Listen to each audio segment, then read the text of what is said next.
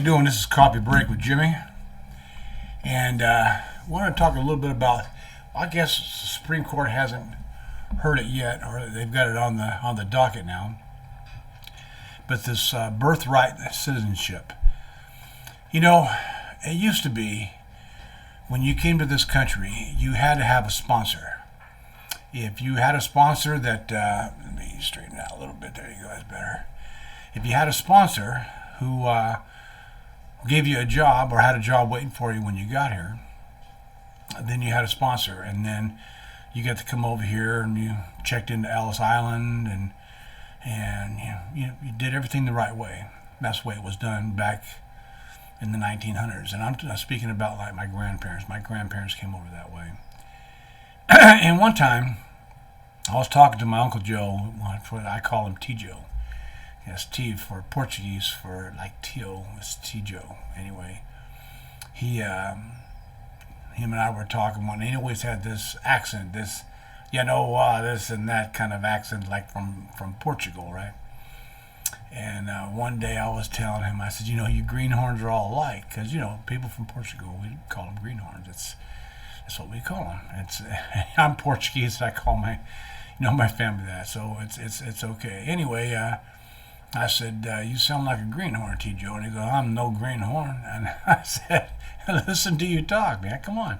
You got the slang and everything. And he goes, no, I'm born here. My mom and dad came here before I was born. They immigrated here to this country. Now, they could have immigrated separately. They could have met here. They could have got married here. I don't know the backstory to that. All I know is his mom and dad were here legally.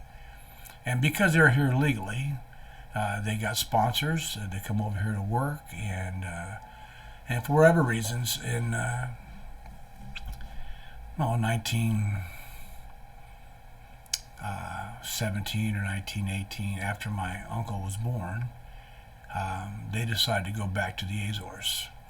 So my uncle was born here already. He was 2 years old.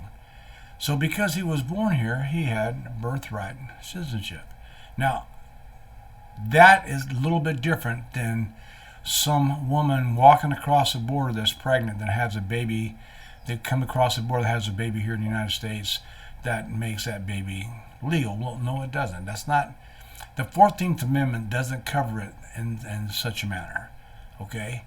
And the 14th Amendment was designed, and it was set up during the end of slavery to make sure that everyone that's, there were slaves that are black, and they were here, and they were born here, and because they ended slavery, they got automatic birthright citizenship because they were born here.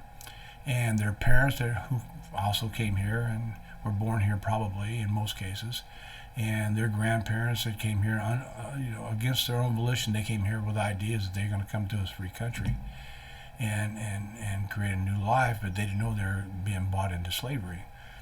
There's so much history that goes to that, and it goes one way or the other, and I'm not going to get into all that, but that's what the 14th Amendment was designed for. It was for slaves at the end of slavery, when slavery was over, when President Lincoln ended slavery, the Emancipation Proclamation.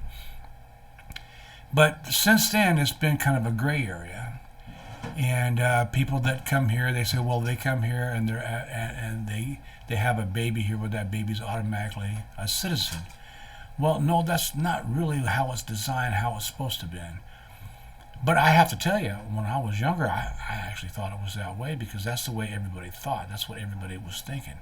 But that wasn't the way it was. You don't just come across the border and you come here illegally.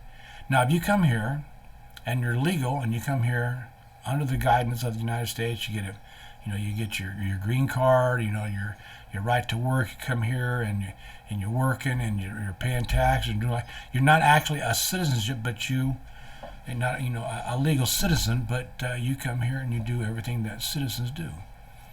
And so that gives you the right to live here. Now, if you get married here, or if you married someone here that's here already, and they're citizens, and then, of course, either that be male or female, vice versa, it doesn't really matter. But once they have a baby, then the baby is born here, and then the baby has a legal citizenship. The Supreme Court's hearing that right now, and I know there's a certain there's a gray area to all that, but you don't just come here illegally and have a baby, and then that baby's here automatically is now a citizen. That's not really the way it works. So the Supreme Court's going to hear, and we're going to hear all about that soon. But I was talking about my uncle, and my uncle came here. Now, his parents came here legally. They immigrated here. Of course, they came through Ellis Island. They registered their names, everything, the whole idea. And in fact, my brother still has a trunk that my uncle came here to this country in, and it said Joe M. Andrada, San Francisco via New York. I mean, they came through New York, and he was on his way to San Francisco, but he came here legally. And that's after he was already born here, and he went back to Portugal, and then he came back on his own after he went back, the rest of his life. Anyway, so that's going to be a gray area, and they're going to have to. But it's really if you're here legally, and you get your papers to be here legally, you get. There's ways to come across the border, whether it be the southern border down here or come to New York through Ellis Island, and you do everything the right way, and you get the right to live here in the United States, and then you get married or you have a child here. Well, then that child has a better chance of becoming a legal citizen, rather than because the parents did come here legally. So there's going to be they're going to have to weigh all that in and look at it all, but. But the other day, when Karen Bass, she's the governor, no, not the governor, the mayor of Los Angeles. She says, how do these Hispanics feel? Because a lot of them are belong to the Border Patrol, they belong to ICE, and there's a lot of Hispanics that belong to the organizations because they're legal here. They're legal citizens here, and they have a job to do. Believe it or not, most Hispanics, and I say most, I say 99% of them, don't like illegal immigration. Even the ones that are here legally, they're not legal citizens yet, but they got the right to work here. They get their green cards and so on. They don't like illegal immigration because they've done it the right way. And there is a right way and a wrong way.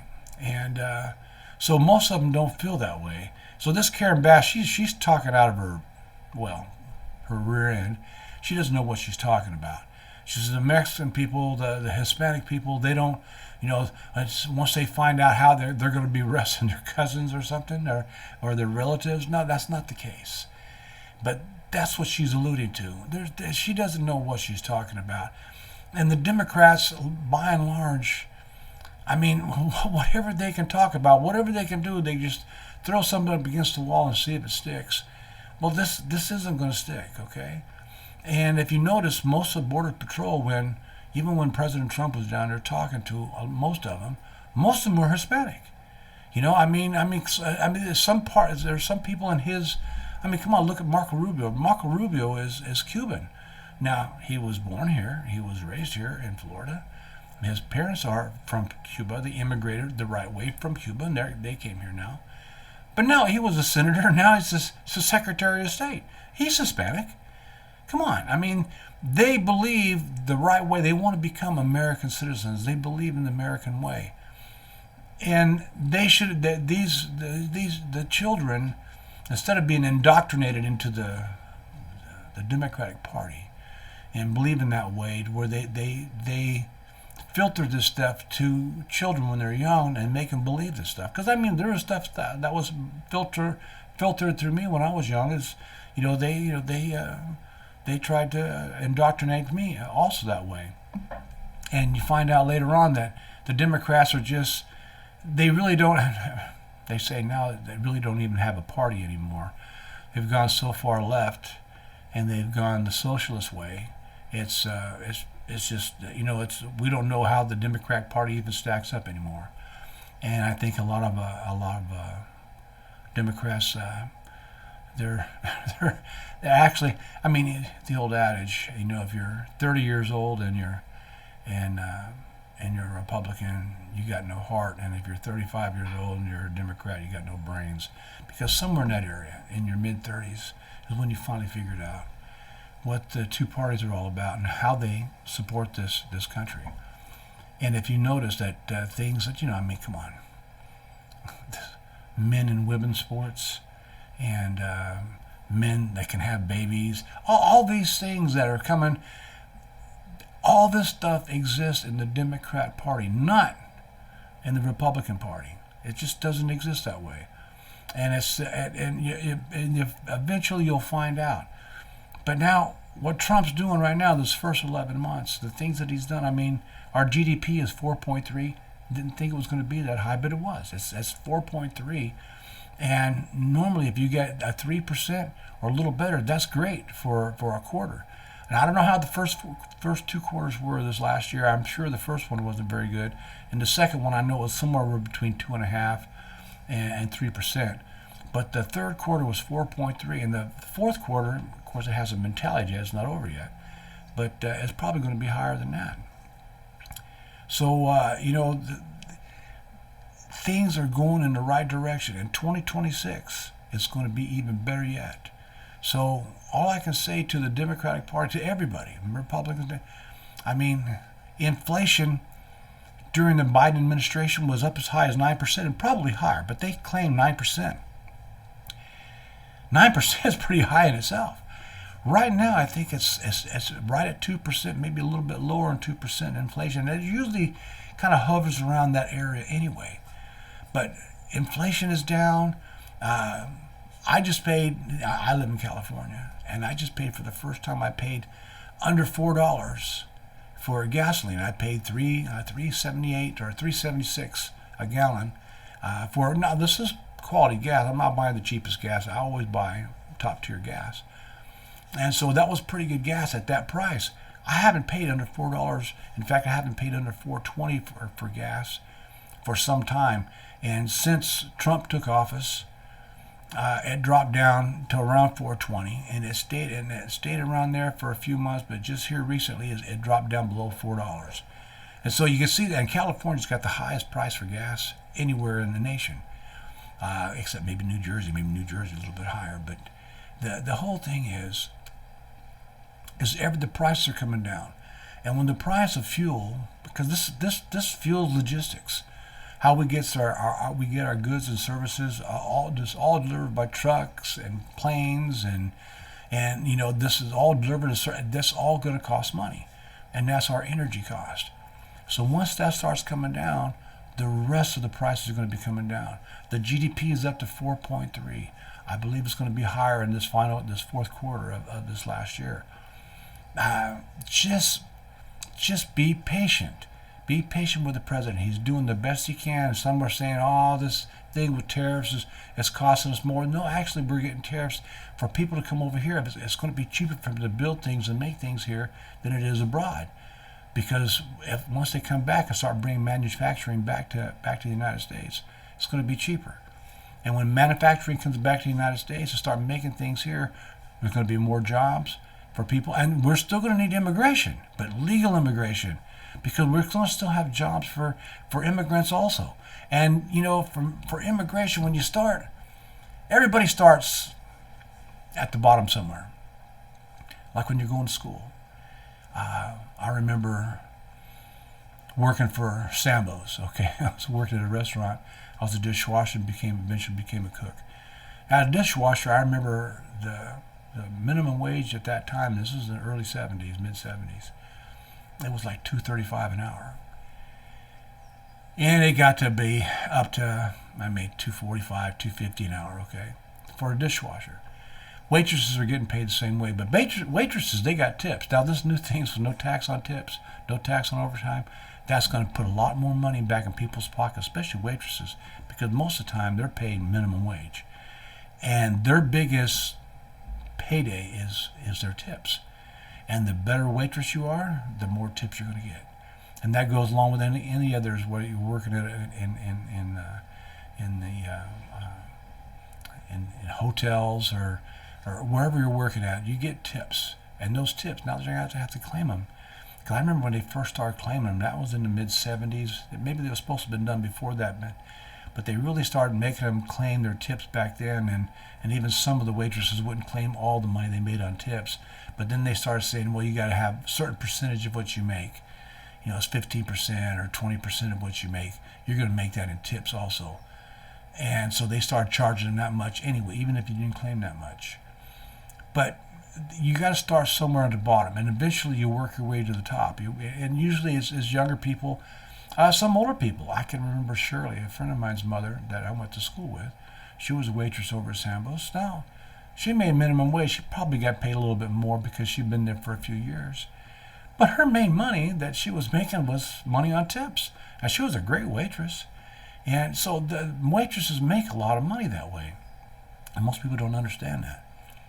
But when you come here, when you immigrate here, there's certain jobs that are for some people, and then when you get those jobs, you get the right to work, and you work your way up, and you get other jobs that pay a little bit more money. That's the way the system works. And so we're still going to need legal immigration. So we're going to see how that works. We're going to see how the Supreme Court weighs in on this birthright citizenship. And they got to really look at the 14th Amendment. They got to look at it pretty hard, because that'll kind of explain to them why it's in fact it's there. But it's in all of our families. You know, my families, my grandparents, they all immigrated here. My parents were both born here. My father was born in Corcoran. My mom was born in Oakland. But my grandparents were both born in the Azores Islands, or the Madeira Islands. And that's Portugal. So, but they immigrated here properly, and they owned land eventually. They bought businesses. They were living the American dream, and they lived the American dream the rest of their lives, and so have their kids, and now their grandkids, and so on and so forth. So we'll see how this birthright citizenship pans out. The Supreme Court's still going to weigh in on it, and I think they'll weigh on it the right way. And people are going to have to, there's going to be some people going to be deported that came here illegally.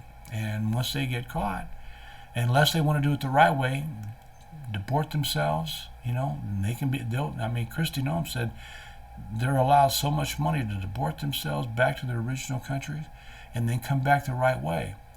And they could do that right away. Of course, it's going to take some time.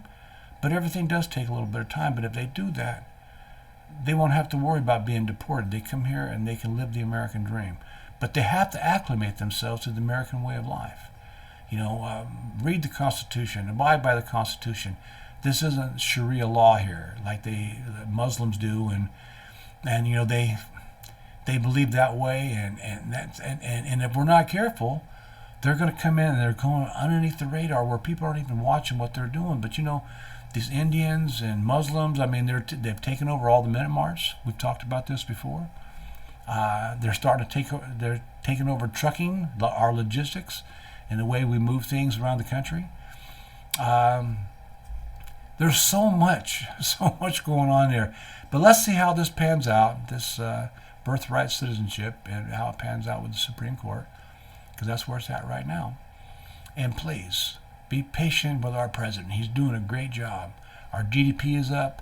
Our costs are starting to come down. The Democrats they're saying, oh no, the costs are going up. They're going up. Well, you know what? They were up during Biden, and Biden got us in this fix that we're in right now. And it's going to take a while for Trump to get this thing I can't use that word, but get it straightened out, okay? And so we'll see where that goes. So anyway, this is Coffee Break with Jimmy. So please subscribe, hit that notification bell so you know next time I'm on, and press like and share and all that good stuff. And we'll see you next time on Coffee Break with Jimmy.